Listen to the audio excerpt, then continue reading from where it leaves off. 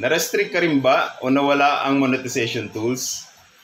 Isa din ako doon, guys. Relate na relate ako dyan. Last month, nagkaroon po ako ng violation sa pagpo-post po ng mga videos at photos. Sabi doon, hindi na po ako eligible to earn money sa aking mga photos, videos, sa reels.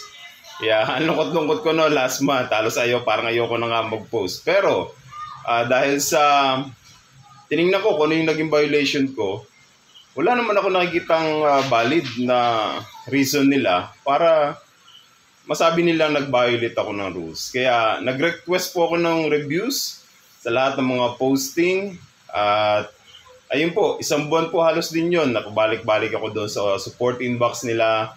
Kine-check ko po lahat, yung mga result. And then after 1 month, yun. Eto na po yung result. Na-determine nila na ako naman daw ay sumusunod sa content monetization policy. Kaya ibinalik nila yung aking account na eligible to earn money sa pagpo-post ng photos, reels, and videos. Salamat guys. Bye for now.